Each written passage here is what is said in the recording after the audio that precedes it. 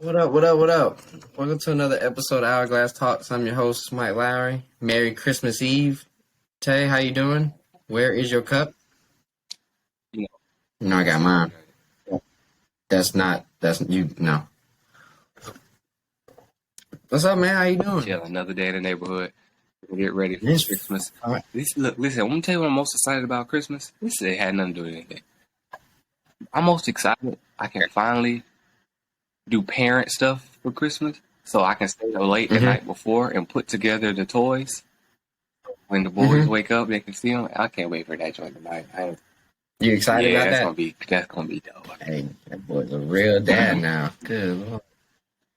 All right, man. Back to like J. Cole said, back to the topic.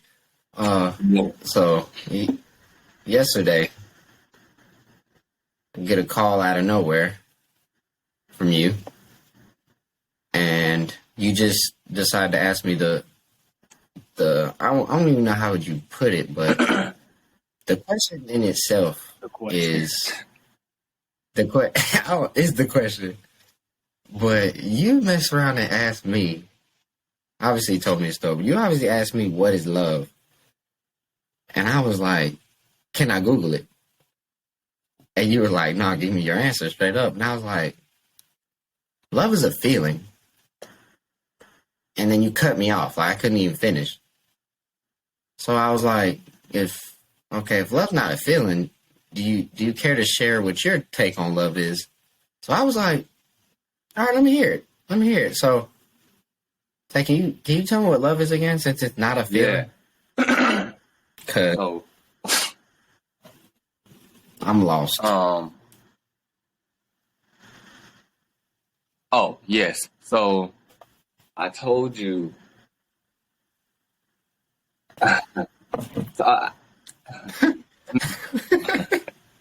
Because What you know I about believe love? Oh. that there is a very worldly perception on what love is.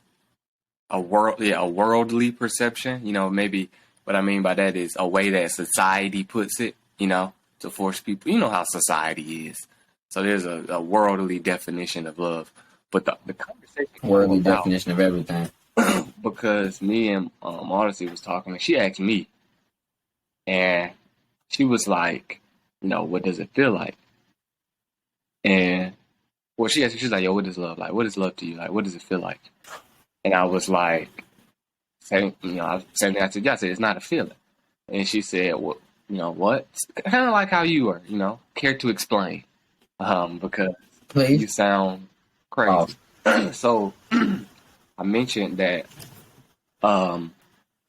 that some time ago I was listening to something, I can't even remember what, but like I told you, they were talking about Pharisees in the Bible. I believe back in the book of Matthew, if I can remember correctly, I'm pretty sure. Nonetheless, but the Pharisees were this group of Jews, and they were basically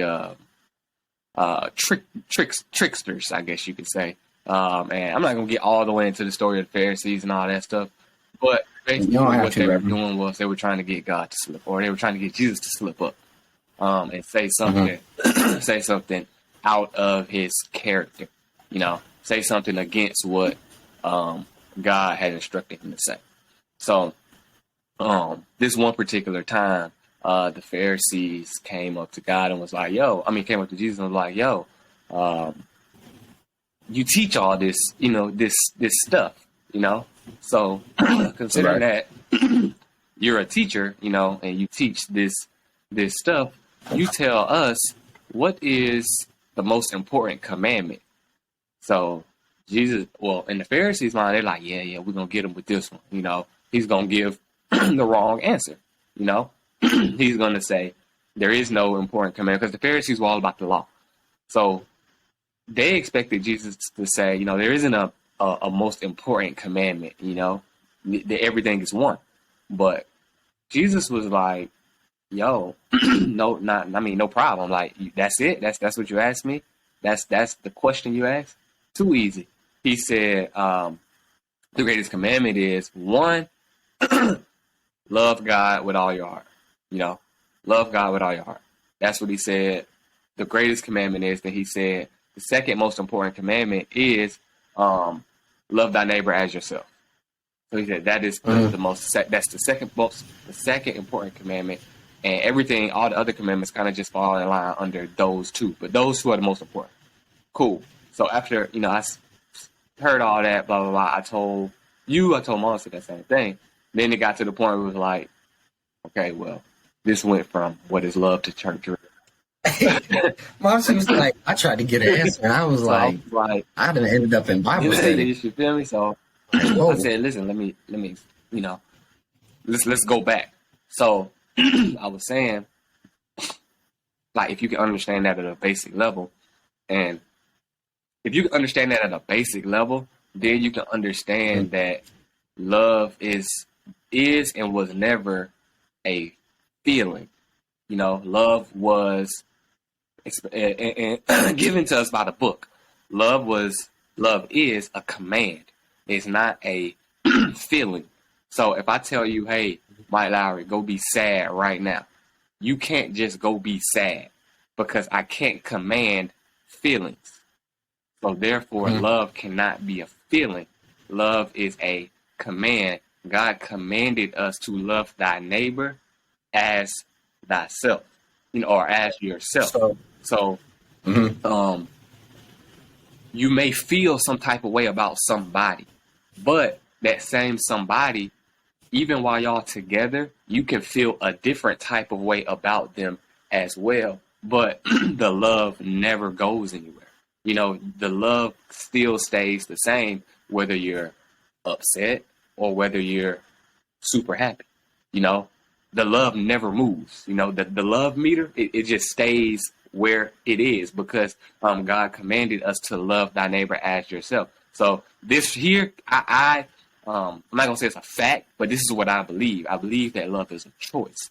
I believe, considering that God commanded us to love, that means that we have the choice to go be with whomever we want to be with and love them and honor the commitment that we have set forth for them. Not just that we have set for them, but that God has set for us. God told us, love thy neighbor. So I can choose who I want to be with, and it's up to me to uphold the commitment that God gave me to love the person that I'm with. Love is not what we see on the outside. It has everything to do with the inside. So considering that, no matter, you can love anybody. You can love anybody because your future wife one day, she's not going to look the same today that she's going to look in 70 years.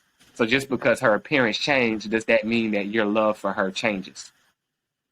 Absolutely not, because you don't love on the outside, because love is not a feeling. You don't, and it's crazy because some people can look at a woman or vice versa and be like, man, she look good, woo, woo, woo. And they think because her appearance, it causes them to feel some type of way because of how her outside appearance, how her outside appearance is. But in reality, her appearance is not it, because love is not a feeling. So however she looks, that makes you feel some type of way, that's not love. That is an emotion. That is an emotion. Then you work towards the feeling of love once you're in a space to love yourself. Because if you can't love yourself, then there's no way that you can love your neighbor, because God commanded us to love thy neighbor as we do ourselves. So how can I love my neighbor if I don't love myself? Hey, that was good. That was good explanation. I'm just saying, it makes sense when I heard it. Right, it makes perfect sense. And then just dating back from experiences in perfect sense. Perfect.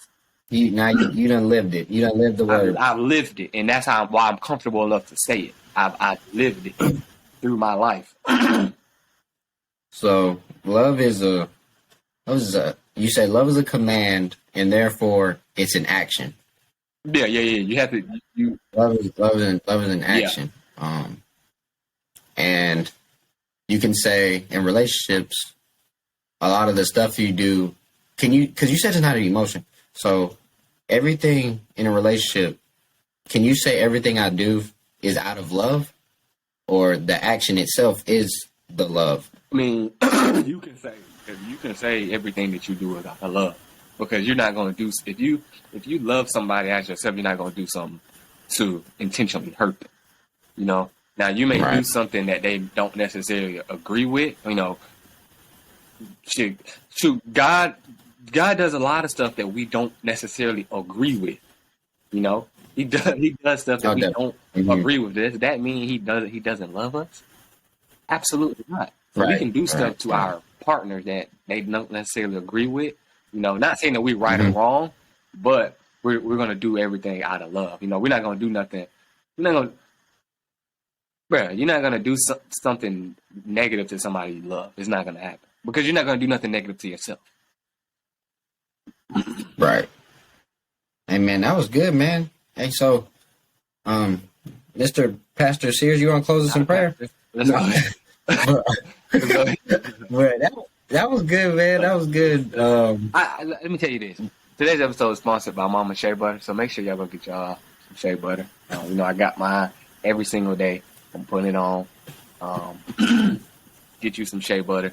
Link will be in bio. Get you some Shea Butter. All right, man. Man, with that being said, if you don't got anything else, Tay, Merry Christmas or Merry Christmas Eve. Tell the fam I said the same. All love. 100. Spread love throughout the day. Love is in action. All right, Tay. You have a good one, man. You got to go do it. You got to do it. Send them out. It's an action. You have to. Hey. All right, man. You have a good one, bro.